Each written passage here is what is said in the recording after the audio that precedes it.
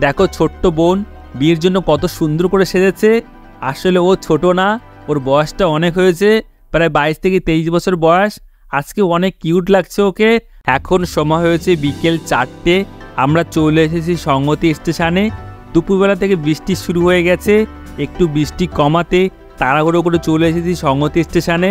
আসলে আজ ছোট্ট মাম্পির বিয়ে, আমার ছোট মামার বড় মেয়ে। এখন যাচ্ছি আমরা সবাই মিলে মামাবাড়িতে মাম্পির বিয়ের দেখার জন্য।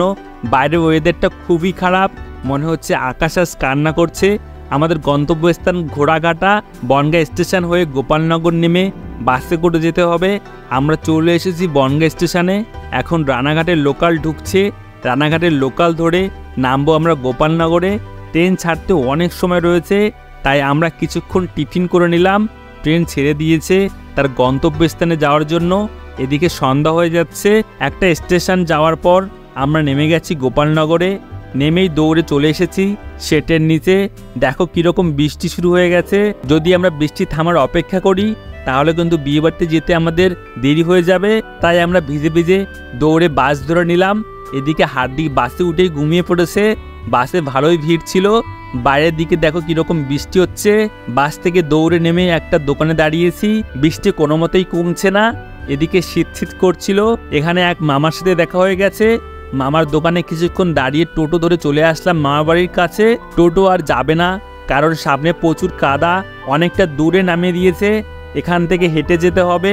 দুই ভাই টোটোওয়ালার কাছ থেকে ছাতা নিয়ে মামাবাড়ি থেকে অনেকগুলো ছাতা নিয়ে এসেছে। টোটোর ভাড়া মিটিয়ে দিয়ে আমরা বৃষ্টিতে ভিজতে ভিজতে কাদা ডিঙিয়ে চলে আসলাম ফাইনালি মামাবাড়িতে। সেজো মামার বাড়িতে ঢুকেই ফ্রেশ হয়ে চলে আসলাম ছোট মামার বাড়িতে। দেখো কীরকম কাদা হয়ে গেছে, বৃষ্টিতে পুরো খারাপ করে দিয়েছে। উঠোনটা কাদায় কিসকিস করছে। মামাবাড়িতে ঢুকে চলে আসলাম বোনের কাছে। দেখো ছোট্ট বোন বিয়ের জন্য কত সুন্দর করে সেজেছে। আসলে ও ছোট না, ওর বয়সটা অনেক হয়েছে, প্রায় 22 থেকে 23 বছর বয়স। আজকে অনেক কিউট লাগছে ওকে। আমরা কিছুক্ষণ ওর সাথে গল্প করে নিলাম। ওর জন্য একটা গিফট নিয়ে আসা হয়েছে, সেটা তোমাদের বৌদিমণি ওকে দিয়ে দিল। আমরা কিন্তু ওর সাথে কিছু ফটো তুলে নিলাম। বর আসতে অনেক দেরি থাকায় আমরা পেট পুজো করে নিলাম। খাওয়া দাওয়াটা খুবই ভালো ছিল। খাওয়া দাওয়া কমপ্লিট সেরে আমরা কিছুক্ষণ অপেক্ষা করছিলাম। দেখো বর চলে এসেছে। বরকে ধরে শালিরা টাকা নিচ্ছে। তারপর বরকে কোলে করে নিয়ে এসে সোফায় বসানো হলো। আমরা কিছুক্ষণ গল্প করলাম। তো বন্ধুরা, ভিডিওটা এই পর্যন্ত শেষ করলাম। তোমরা এদের দুজনের জন্য আশীর্বাদ করো এবং ভালোবাসা দিও, যাতে এদের পরিবারটা অনেক ভালো থাকে এবং সুস্থ থাকে। ভিডিওটা ভালো লেগে থাকলে অবশ্যই লাইক করে দিও।